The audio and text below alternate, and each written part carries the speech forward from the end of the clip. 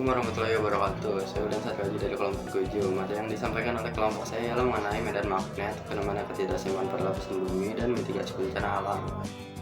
Nama-nama anggota kelompok 7 adalah Udan Satraji, saya sebagai ketua kelompok, Dian Rahmawati sebagai wakil kelompok, Suryajati Saputra, Abdul Syareza, dan Nur Japia sebagai anggota kelompok. Masuk ke materi medan magnet bumi.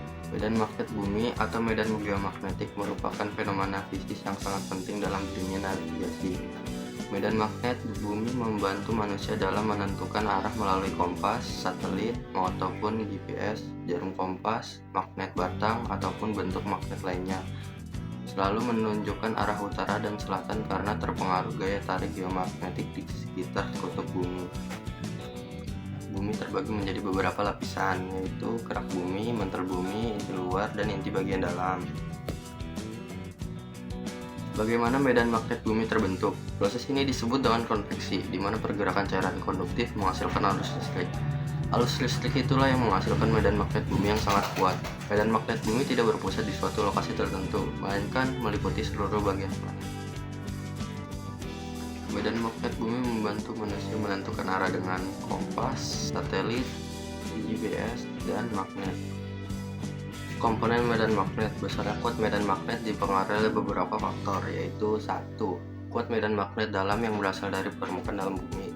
2. Rotasi bumi membantu pergerakan cairan di inti luar yang memperkuat medan magnet.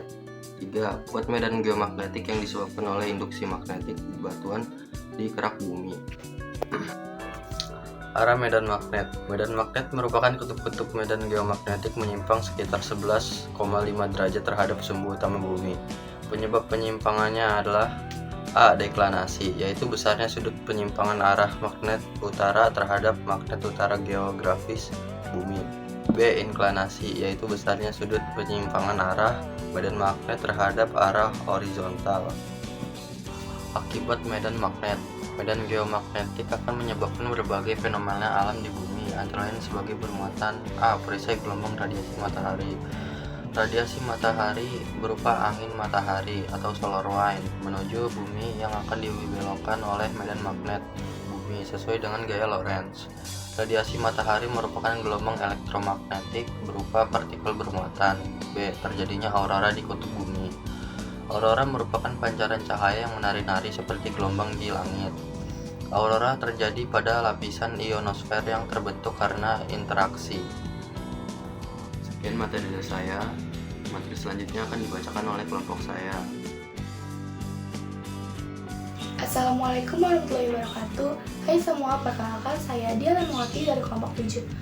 Saya akan menjelaskan tentang materi fenomena ketidakseimbangan pada lapisan bumi.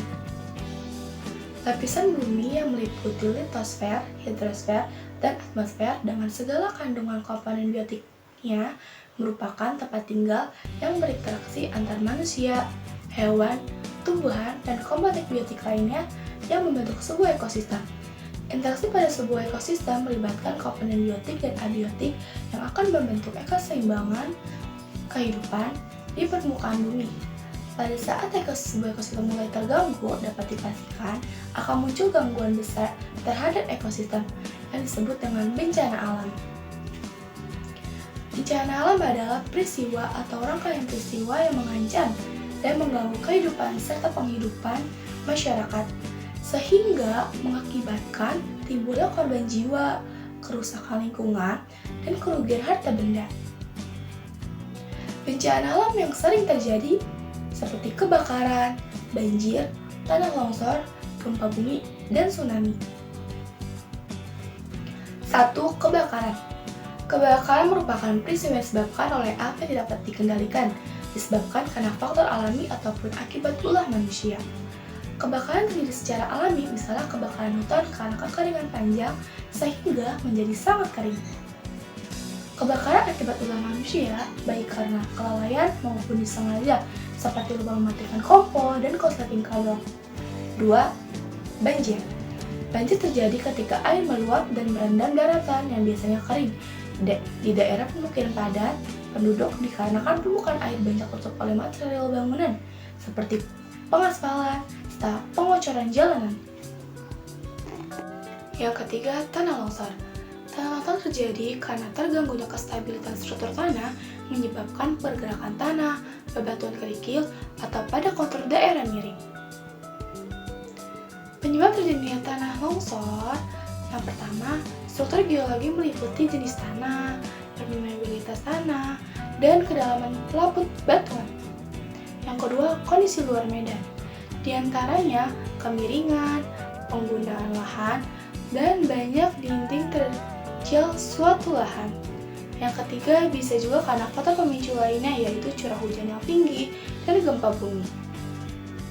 Assalamualaikum warahmatullahi wabarakatuh. Nama saya Nafdakia dari kelompok 7. Gempa bumi. Gempa bumi merupakan peristiwa bergetarnya lapisan bumi menyebabkan gerakan kerak bumi secara mendesak di sepanjang lempeng patahan. Tsunami. Tsunami adalah rangkaian gelombang laut dengan kecepatan tinggi akibat adanya gempa bumi dan dasar laut. Potensi bencana tsunami ada 4, yaitu pusat gempa bumi terletak di bawah dasar laut. 2. Terjadi ledakan dahsyat gunung api di bawah permukaan air laut. 3. Terjadi longsor besar di dasar laut. 4. Dasar laut mengalami sesaran vertikal. Selanjutnya, mitigasi bencana alam. Mitigasi bencana alam adalah upaya untuk mengurangi resiko dan dampak bencana sebelum, sesaat, dan setelah terjadi. Indonesia rentan terhadap bencana karena faktor alami dan faktor manusia. Faktor penyebab bencana alam ada 2, yaitu faktor alami dan faktor manusia.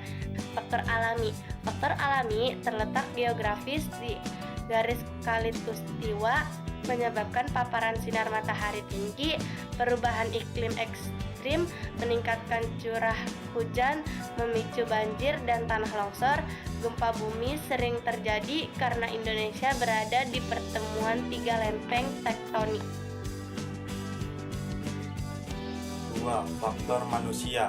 Pembukaan lahan tanpa perencanaan dan penebangan hutan menyebabkan longsor dan banjir.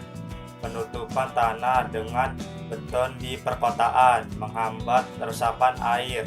Kelalaian manusia seperti instalasi listrik yang buruk dan membuang sampah sembarangan. Memperparah bencana. Tindakan prebencana. A. Pencegahan. Upaya untuk mengurangi risiko bencana seperti membuat tanggul untuk mencegah banjir, instalasi listrik aman, revitalisasi sungai, serta edukasi masyarakat tentang kesadaran lingkungan dan mitigasi bencana. B. Kesiapsiagaan. Upaya untuk mempersiapkan menghadapi bencana seperti menyiapkan tas darurat berisi barang penting, mempelajari jalur evakuasi dan titik aman, menyimpan nomor kontak penting, serta pemasangan alat deteksi dini untuk bencana alam. C. Peringatan dini. Memperingati suatu masyarakat yang tinggal di daerah rawan bencana supaya waspada akan potensi bahaya yang akan menimpa. Tindakan saat bencana alam.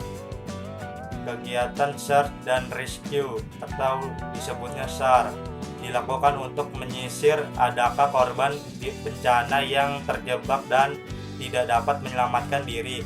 Tujuannya meringankan penderitaan korban secara sementara, seperti utamakan keselamatan diri sendiri terlebih dahulu. Menyediakan tempat pengungsian. Penyediaan layanan kesehatan darurat. Sekian dari kelompok 7. Wassalamualaikum warahmatullahi wabarakatuh dan terima kasih.